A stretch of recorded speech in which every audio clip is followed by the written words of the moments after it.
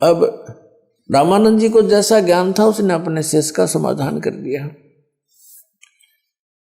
और ये मानते हैं कि कोई भी अवतार माँ के बिना जन्म नहीं ले सकता, लेकिन ये अवतार वो परमात्मा सत्य पुरुष अजन्मा है, वो किसी माँ से जन्म नहीं लेते, लीला वैसी ही करते हैं।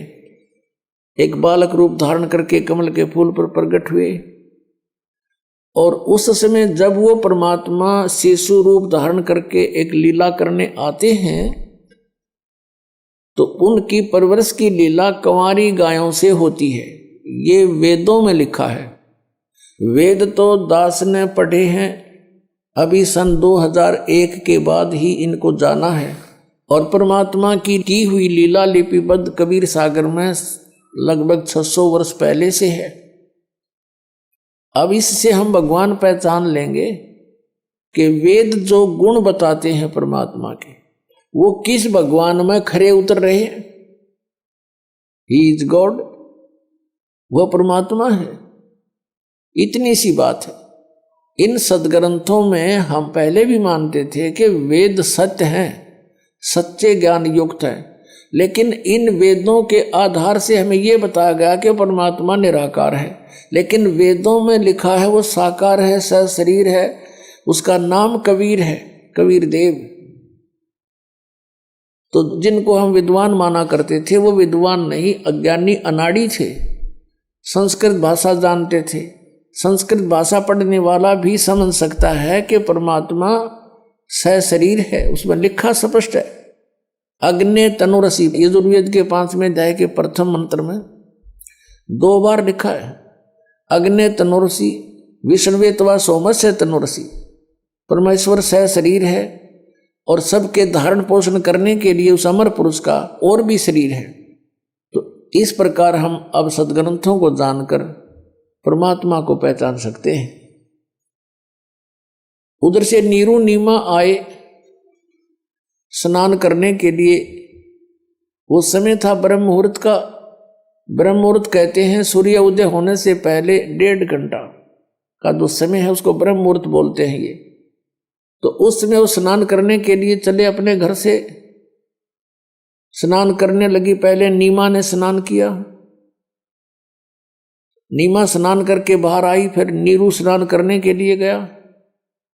और सुबह का जो अंधेरा होता है वो एकदम चांदने में परिवर्तित हो जाता है, बहुत शीघ्र रोशनी हो जाती है। ऐसी दूर से देखने जोगा उसमें व्यवस्था हो जाती है। अब नीरू नहा रहा था ऐसे करके, जल में प्रवेश करके। और नीमा जब स्नान करने के बाद जो वस्त्र बांध कर स्नान करके गई थी, उस वस्त्र को धोने के लिए दोबारा किनारे पर आई, वस्त्र चेंज करके। तो उसने क्या देखा, उसमें रोशनी सी होगी थी और एक कमल के फूल के ऊपर कोई वस्तु ऐसी हिलती नजर आई। परमात्मा नवजात शिशु रूप में प्रकट हो गए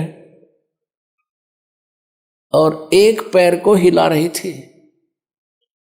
ऐसे एक पैर को हिला रहे थे बालक रूप में। अब नीमा की नजर गई कि क्या हिल रहा है। पहले तो उसने देखा कोई सर्प है, फिर ध्यान से देखा कि तो कोई बालक है। और वो नीरू और नीमा जब अपनी कुटिया से चले थे, रास्ते में नीमा भगवान शंकर से अर्ज कर रही थी, रो रही थी कि हे भगवान, हमें भी एक खिलौना दे दो, मेरा भी संसार में साझा हो जाएगा, दुनिया वालों का मुंह बंद हो जाएगा, मुझे बांझ बोलते हैं। हे भगवान, आपके घर में कोई कमी नहीं, आप सब कुछ कर सकते हो। ऐसा कहकर फूट फूट कर रोने लगी। नीरू ने कहा, नीमा तू तो बिल्कुल पागल होगी, भगवान को क्या पता नहीं हमारे दुख का, वो सब जानते हैं। यदि वो हमारे भाग्य में होता तो दे ही देते, हमारी किस्मत में नहीं है। और हमने कितने ज्योतिषियों से भी अपनी जन्म पत्री भी दिखा ली, हमारे भाग्य में पुत्र नहीं है। फिर क्यों अपना संतुष्ट कर, पुत्र हमारे भाग्य में है नहीं, और तू रो रो के अपनी आंखें और खराब कर लेगी, अंधी हो जाएगी, बुढ़ापे में उंगली पकड़ने वाला कोई है नहीं, तुझे दूना दुख हो जाएगा, तो रोया मत कर। अब नीरू अपनी पत्नी नीमा को ऐसे सांत्वना देता हुआ वहां लहरतारा तालाब पर पहुंच गए थे। अब वो क्या देख रही है कि कमल के फूल पर एक बालक है, उसका पति सरोवर में स्नान कर रहा है। नीरू तब उसने कहा कि देखियो जी, कमल के फूल पर बालक है, कमल के फूल पर बालक है। अब नीरू दुखी आत्मा से कह रहा है, दुखी हृदय से, और स्नान भी कर रहा है, से पानी डाल डाल कर। कहने लगे नीमा, तू मानती नहीं मेरी बात को, तू पागल हो चुकी है, अब कति मेंटल होली, तुझे जल में भी बच्चे दिखाई देने लगे। हे परमात्मा, इसको सद्बुद्धि दो। अब नीमा कहती है फिर जोर से कि देखियो जी देखियो, सचमुच देखना बच्चा डूब गया। अब उसने देखा कि किस प्रकार बोल रही है, जिधर वो संकेत कर रही थी उधर ध्यान किया, देखा कमल के फूल पर एक नवजात शिशु सचमुच लेटा हुआ। अब नीरू ने आओ देखा ना ताओ देखा कि कई बालक डूब ना जा, फटाफट कमल के फूल सहित तोड़ के और उठा लिया। अब परमात्मा जब कमल के फूल पर दिखाई दिए तो नीरू ने कमल का फूल समेत तोड़ करके अपनी पत्नी नीमा को थमा दिया। यह आप चित्र में देख रहे हैं। अब नीमा उस बालक को प्राप्त करके और 100 शुक्र मना रही है अपने भगवान शंकर के। वो भले ही मुसलमान बन गए थे, लेकिन हृदय से भगवान शंकर को वो भूल नहीं पा रहे थे। अंदर से कसक उनकी अपने भगवान शंकर में बनी रहती थी। अब नीमा उस परमात्मा को पाकर, पुण्यात्मा जिस परमात्मा का नाम लेने से आत्मा गदगद हो जाती है, और जिसको खोजते ऋषि मुनियों ने अपने शरीर समाप्त कर दिए, उनको प्राप्त नहीं हुआ, वो कितना सुखदाई है, कितना इम्पोर्टेंट है वो परमात्मा। जैसे शेख फरीद जैसे महापुरुष ने 12 वर्ष तक कुएं में उल्टा लटक के साधना करके उसको पाना चाहा, और एक मंसूर नाम के महापुरुष थे, परमात्मा पाने के लिए उसके टुकड़े टुकड़े कर दिए समाज ने। उस परमात्मा की चाह को, परमात्मा की भक्ति को नहीं त्यागा।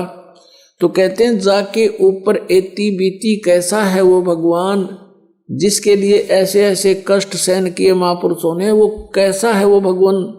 और वो परमात्मा सहज स्वभाव में और नीमा के सीने से बालक रूप में लगा हुआ है।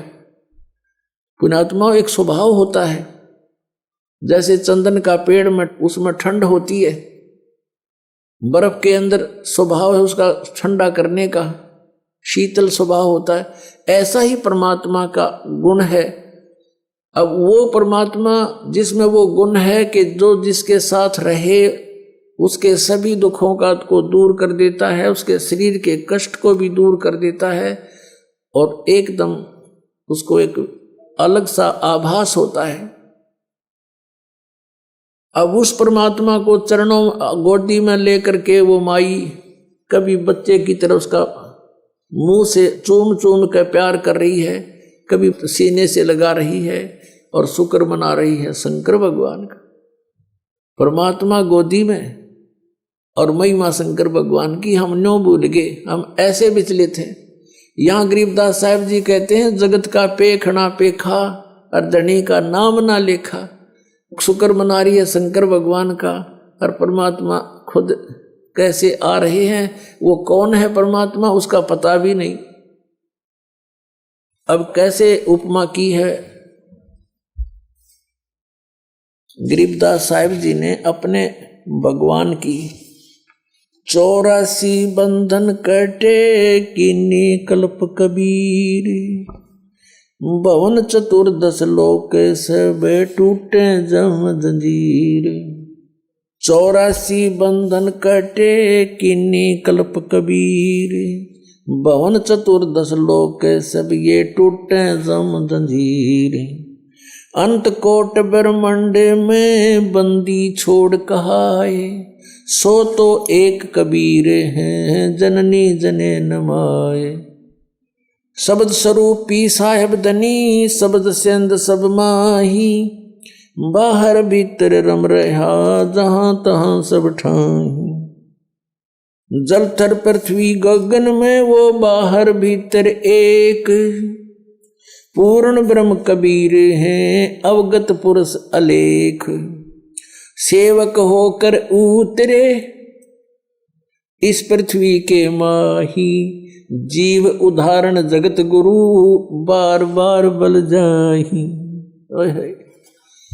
पुण्यात्माओं, जैसे तुलसीदास जी ने लाखों वर्ष पहले की घटी हुई घटना रामायण को अपनी चौपाइयों के माध्यम से पुनः ज्यों का त्यों अंकित कर दिया, क्योंकि उनकी दिव्य दृष्टि खुल गई थी। और इधर से आदरणीय गरीबदास साहिब जी को परमात्मा स्वयं लेकर के सतलोक गए, सब ब्रह्मांड दिखाए, ब्रह्मा विष्णु महेश के लोक दिखाए, और फिर वो ज्ञान उनके हृदय में भर दिया और उनकी दिव्य दृष्टि ऑन कर दी। आदरणीय गरीबदास साहिब जी की भी दिव्य दृष्टि ऑन कर दी, उनकी भी दिव्य दृष्टि खुल गई थी। अब यहाँ दिव्य दृष्टियों का भी अपनी अक्षमता होती है, दिव्य दृष्टियों की। अब जैसे एक सूक्ष्मदर्शी जिसको दूरबीन बोलते हैं, उनकी एक रेंज होती है, क्षमता होती है कि कहाँ तक देख सकते हैं। ऐसे ही श्री तुलसीदास जी के दिव्य दृष्टि की रेंज थी, उन्होंने श्री कृष्ण यानी श्री विष्णु और श्री राम तक ही उनकी दिव्य दृष्टि काम करे थी, और उस सत्र का उन्होंने ज्यों का त्यों चित्रण कर दिया अपनी वाणी में। ऐसे आदरणीय गरीबदास साहिब जी की दिव्य दृष्टि और आल काम करे थी, परमात्मा पूर्ण ब्रह्म की दी हुई थी, उसकी क्षमता ज्यादा थी। तो उन्होंने असंख्यों वर्ष पहले जो सृष्टि रचना की वो भी ज्ञान दिया, जो परमात्मा कबीर जी ने रची थी। और सतयुग त्रेता द्वापर में जो लीलाएं परमेश्वर ने आकर की थी वो भी ज्ञान दिया। अब गरीबदास जी क्या कहते हैं, पुण्यात्माओं, भगवान पहचानना पड़ेगा हमने, और जब तक हम परमात्मा को नहीं पहचानेंगे और भगवान को हम नहीं जान सकेंगे तो हमें कोई भी भ्रमित कर देगा और हम मार्ग से विचलित होकर अपना फिर जीवन नाश कर जाएंगे। परमात्मा ने आपको विद्या इसलिए दी है कि आप परमेश्वर को पहचान सकोगे, सदग्रंथों को जान सकोगे कि हमारे सदग्रंथ क्या बताते हैं, और जिन महापुरुषों ने परमात्मा को देखा वो क्या बताते हैं, और जिन्होंने भगवान मिला नहीं वो क्या ऊट पटांग बकते हैं। तो फिर हम उनसे हटकर अपने तत्व मार्ग को ग्रहण करेंगे, तत्व ज्ञान को ग्रहण करेंगे। जीवन कल्याण होना तो बहुत आसान है। हमें ये विश्वास होना कि हु इज गॉड, परमात्मा कौन है और उसकी वे ऑफ वर्शिप क्या है, यथार्थ वो कहाँ प्रमाण है। जब हमें ये विश्वास हो जाएगा फिर तो नाम में जपना है, भक्ति करनी है, और मर्यादा तो रहना ही है, क्योंकि बीड़ी शराब मांस तम्बाकू ये यहाँ के संसार के चोचले ये हमें आवश्यकता ही नहीं है, तो बकवाद है सारी। तो इनको तो अपने आप ही छोड़ना पड़ेगा। और जो अन्य उपासना हम करते थे वो गीता में मना है कि शास्त्र विधि को त्याग कर जो मनमाना आचरण करते हैं उनको न तो सुख हो, न उनको कोई सिद्धि प्राप्त हो, न उनकी गति हो, फिर किस लिए भक्ति करते हैं?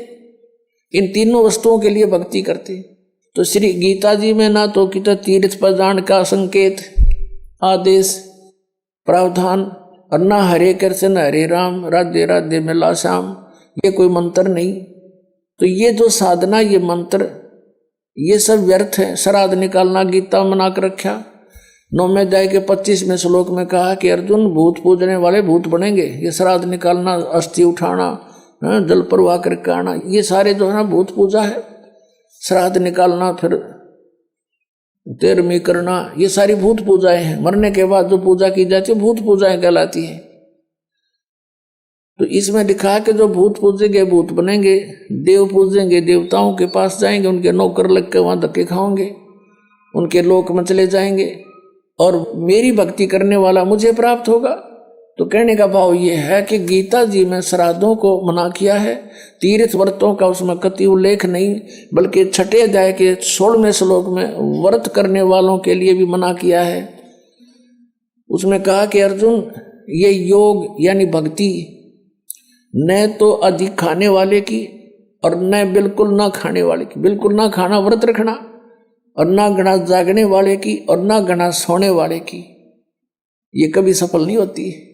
तो व्रत मना कर रखा। और ये एकादशी के व्रत की नरी महिमा गावे ये नकली संत, और फिर तीर्थों पर भ्रमण करवावे, वहां जाने से मोक्ष हो जाता। अगर तीर्थों पर जाने से मोक्ष होता तो गीता जी में अवश्य अंकित होता। और हरे कृष्ण हरे राम ओम नमः शिवाय एवं नमः, अगर ये मंत्र सही होते तो गीता जी में वर्णन होता। जो गीता जी में वे ऑफ वर्शिप नहीं है, वो शास्त्र विधि त्याग कर्मन मान आचरण है, वो हमने नहीं करना चाहिए, वो व्यर्थ है। फिर भगवान को पाना बहुत आसान। गीता जी में कहा कि मेरी भक्ति करनी है तो ओम इति एकाक्षरम ब्रह्म व्यवहारण माम अनुस्मरण यह पर्याति तो जन्देहम सयाति परमाम गतिम, 8वें अध्याय के 13वें श्लोक। मुझ ब्रह्म का केवल एक ओम मंत्र है, नथिंग एल्स।